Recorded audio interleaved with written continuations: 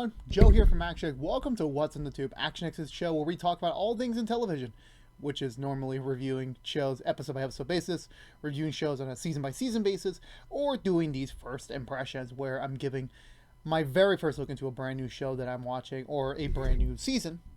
That'll be explained more in the coming weeks. But today we are talking about Turner and Hooch, which I'm gonna be completely honest, this is like blasphemy, but like it actually helps me out with this review. I have never seen the original Turner and Hooch movie back in the 80s, I want to say, was starring Tom Hanks. Like, I've seen, I think, a clip of it online or on Disney Channel at some point. I don't entirely remember my history with the film, but I'm aware of its history. And when I heard that Disney Plus was obviously doing this initiative where they're taking these beloved franchises and these IPs that they own for many, many years, and they're continuing their stories in organic, creative, and respectful ways to their original counterparts in a new show, mostly 99% of it is a new show, but that continues the story, and Turner and Hooch definitely is part of that crowd. And for me personally, I think baseline one sentence review for this, I think it's okay. The biggest draw for me going into this was Josh Peck, which I grew up watching him on Drake and Josh, and also one of the characters who didn't get much to do in this episode, played by Brandon J. McLaren, who played SPD Red in Power Rangers SPD, and mainly it was those two actors alone that turned me on to this show. Plus, I love dogs, and I definitely wanted to see the original movie, but I just haven't had time to. Maybe one day I will, probably. But before we continue on further, remember, this is What's on the Tube's first impressions, mean that this is kind of like the testing ground for a potential review series / an independent review for just the premiere of a new show or a new season. So if you like what I'm about to do in this review and you want to see more of it, please support this video, support this review, and if we do see enough positive support, then we will proceed forward with a full series review, a full episode by episode review. Otherwise, we might touch upon this down the line in a proper season review. We'll see how it goes. We're just reviewing episode 1. That said, it's just the premiere. So with that being said, let's go. And as always, there will be spoilers. So if you have not seen episode 1 of Turner and Hooch, now streaming on Disney Plus, please go do it. And also my failed attempt at a recap will be very much be groaned and disgruntled at. So the reason why I also picked this series to talk about is that again, I'm exploring this at the angle of when it comes to these Disney Plus shows, people just assume like, oh, it's continuing off a movie or something else from the past that I haven't seen before, so it's not for me. I have not seen the original movie, and the show gives you a very quick tidbits about the original movie and about the original character that Tom Hanks played back in that movie, as well as kind of the premise of that movie in this show in the first episode. Is so you kind of understand the world without having to see that first movie. It works out so well. And our new protagonist, Scott Turner, definitely continues the essence of what Tom Hanks, I'm guessing. Plus, I can easily see Tom Hanks having a son like that. But before I get to do, believe me, Josh Peck, he's looking really good. He's looking jacked. And I'm just like, kudos to him. Kudos. He's like the biggest transformation story that I've ever seen since when I was a kid and I watched him on Drake and Josh. He was a big guy. He was big. And then towards the end of the show, he really like slimmed down, and now he's just like Jack, and I'm like, kudos to him. Kudos. So bravo to Josh Peck. So continuing onwards for the show, the show's premise is very much, I'm gonna guess similar to the movie, where it's this this officer, well, not officer, this marshal's normal life. He's single, but he's doing great in his career, but he's kind of, we all know like he's missing something from his life. And originally we assume like, oh, he's just missing a girlfriend, and we even get like jokes in the beginning where like, oh, he just broke up with his ex. Well, the joke is he got dumped by his ex, but he said like it was a mutual dumping. It was mainly us wanting to work on our careers, and his partner's like, sure, that's the reason. Sure. I love their banter already off the bat already. And honestly, plus keep in mind, this guy has like the perfect setup for an apartment. It's like everything's labeled, everything's so intricately organized. Like my OCD is like, this is perfect. It is so satisfying, and I'm just, oh, I'm really, really happy about it. This was like that first opening, and it was like, yeah, I gotta up my game up. Eventually, I gotta up my game up. So we see that premise, and like this is kind of like the way most things, like, you kind of shift away from your like your perfect life into like this new life, because like life can change like that. And also, just to note is that they do mention this later on, but Tom Hanks' characters, I forgot his name, the original Turner, he passed away some time ago, so we're kind of past the grieving stage for the characters. I'm really hoping, like, at least for me, if I don't get to review the show each and every week, I hopefully will get to see some sort of like flashback towards the time period. I don't think they're gonna bring back Tom Hanks. I mean, Tom Hanks is too big of a name to like bring back for like a TV show, in my opinion. I don't think they're gonna get him back. I mean, then again, Billy Crystal and John Goodman are voicing Mike and Sully again each and every week on Monsters at Work, so anything is possible. I mean, I wouldn't be surprised, but like for me right now, I just don't imagine them bringing him back. But it would be cool to like see Tom Hanks again, like in that character. But will we get it? I don't know. But it's been some time since his character has passed away, and Scott, we don't get really, we get that one scene later on, but I'll touch upon that in a minute. But there's just so much stake in this. It's like, this is definitely feeling like the essence of a bigger mystery down the line. But then obviously this has comedic elements, with Hooch literally like destroying his apartment in like 10 minutes as soon as his sister and her son show up, which the sister is played by Penny Mosby from How I Met Your Mother. She grew up very well, and I'm just like, that face looks so familiar, like I don't recognize it, and it's like, oh my god, it's Penny. And I looked it up, it was Penny. I'm like, kudos to her. She's doing great. And just like, his entire house is a wreck. And believe me or not, recently I just had I had the dog sit for a friend of mine, and her dog was only 6 months old. She was a German Shepherd, and my house was like a wreck. Thankfully, I moved all the equipment away, all the microphones, and I'm just like, ooh, this was definitely a deja vu moment for me. So I felt Scott's pain. I felt his pain, and like, you know, everything, his perfection area was like, just, it was gone. I felt so bad for him. Going onwards from that moment, then I think, yeah, he got a letter from him, and it was like, I was kind of really hoping like we get that surprise, like Tom Hanks is doing the VO thing. I was really hoping, because like, again, Disney Plus has never failed to surprise me, especially with the Marvel shows and their other shows, like how much they're willing to like reach out to the old cast of previous projects to kind of come back in and do some new material for them. I was really hoping Tom Hanks would do it, but like, no, it was just it was Scott doing it was Josh Peck doing it, which was fine. It was a fine moment. And so the whole premise of this episode was that Scott and his partner are assigned to a witness protection for this one individual who ratted out on his team members that were doing bank heists across Cali for the 2-year period. And honestly, this guy was like the pinnacle of like commentary at its freaking humorous is funny, because he literally commentates on everything. Like, really, it's this guy, it's this woman, and it was towards the end of it, like, perfect. But for me, I started to see like some really stretched lines for this season in this series in this episode. Like, first of all, Brandon McLaren's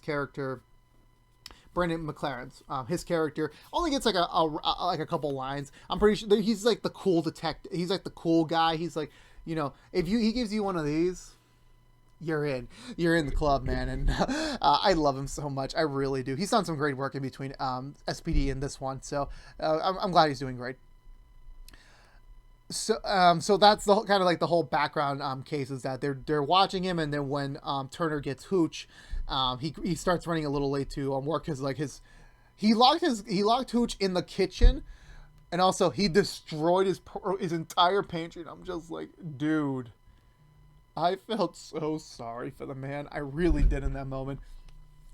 To piggyback onward from that, he was running late, and it turns out the damn, I should have known terminology. The safe house that they were keeping him in got attacked during the middle of a shift, and they took him away. And conveniently, Scott managed to see them, the car in question, pass by him in a hurry, and he goes for a chase. And I kid you not, I said this out loud, like, because this was a really good car chase scene, and just seeing like the car flip over Scott, and I'm just looking at him and it's like, huh. I didn't know we had that. They had that in the budget because, like, literally, it's a TV show. Like, I was not expecting them to like have that a freaking like movie quality. Like, it looked like movie quality to me at least, or at least from the moment I saw like the freaking car going over. It's like, it looks practical. I don't think it was practical. It's a freaking comedy, so I'm like, I don't think it was practical. But I'll be surprised if it was. And there's a lot of like moments in the show where like you got to pay attention, and I was paying attention from it too. Just the way they were shooting is that when eventually he corners the car, but it's all empty. But Hooch had a suspicion about something, but we just viewed it as just like Hooch just being very much untrained. But you pay cues to that. Like, even I know it's like there's something wrong here. There's something off. He's gonna lead us to something, but we don't get that in this moment. And then we get to the scene where even after.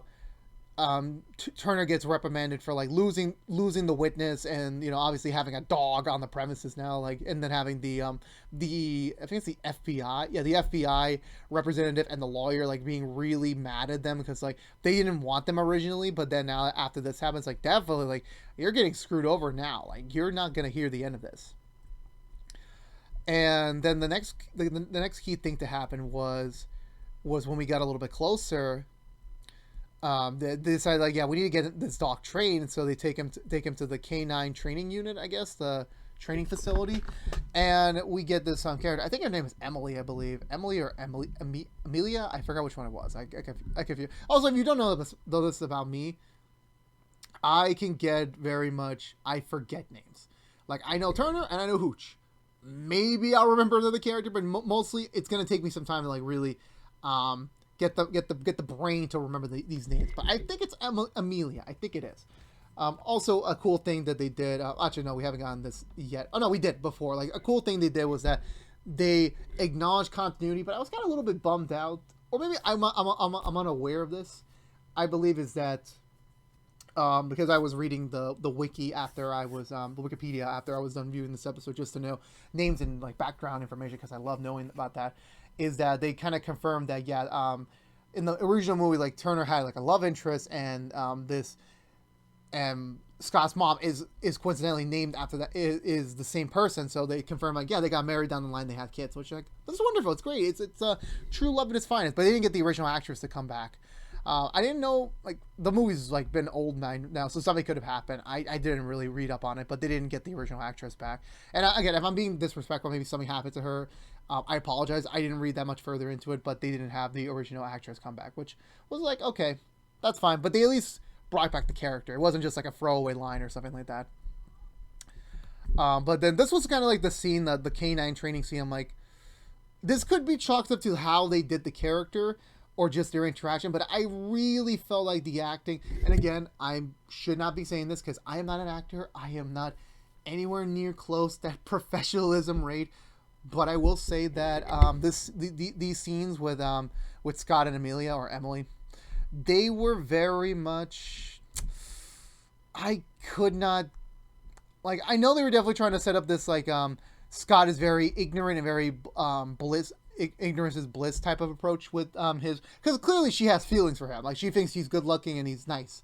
But he doesn't really get that. He doesn't really register that yet. He's just focused on like, oh, she's only interested in Hooch, and that's it. There's just nothing. This is just clearly a strictly business relationship, but clearly it's not. And then we get more scenes like that, and it was just like, it really showed. This was like my only real gripe with it. Again, it could just be the way that edited the scene. It could just be how the characters were played in this moment.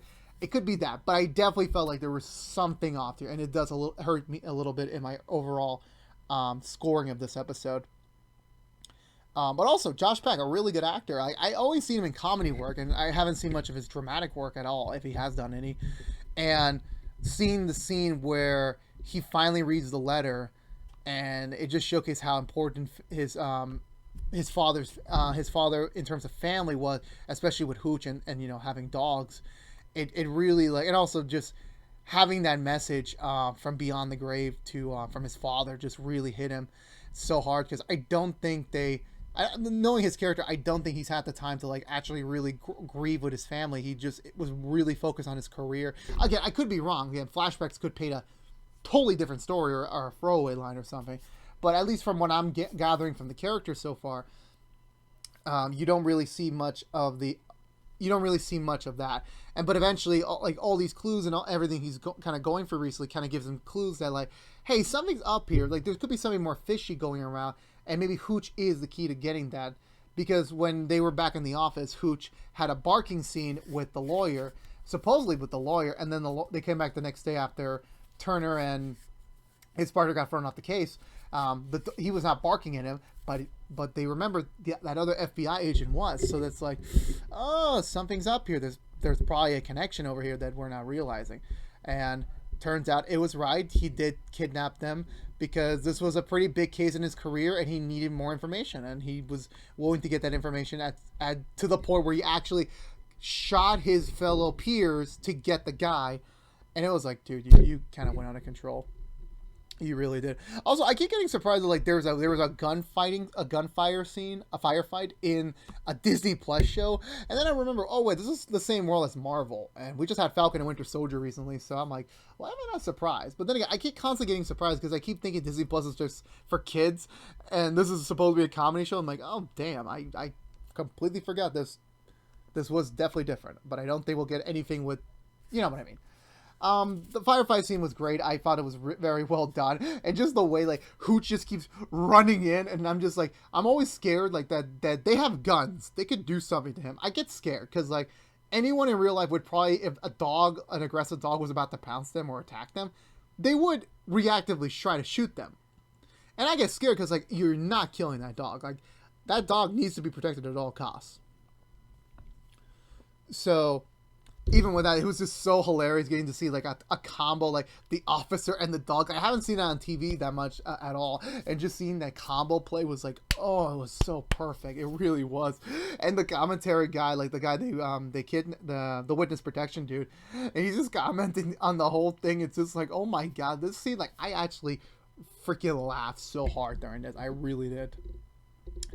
And I think the next thing to note was that the final confrontation scene where like the guy, like the FBI agent, he literally sets fire to the whole warehouse, and they were all trapped in there. Like, what do we do? Like, he has a gun, we barely have bullets. Like, how do we get out of here without like, getting someone killed? And it's like, send in the dog. And then just seeing the slow motion scene of him jumping at the agent, it's like, this saved the episode. Like, well, not saved the episode, this definitely like sold the episode for me. It really did.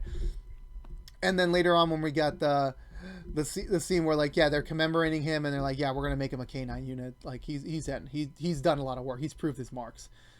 And just once again seeing Turner being very oblivious of the fact this very attractive female has an interest in him, and he's just not seeing it. I'm just like, dude, you gotta. And literally like the parallels she's trying to make, like, hey, there's something in front of you that you're not really noticing here. And Turner's like saying the same thing, but they keep thinking it's for Hooch, but in reality it's for him. I'm just like, dude, this is something special. My only real like iffy mark is that they have to include like a mystery thing in it.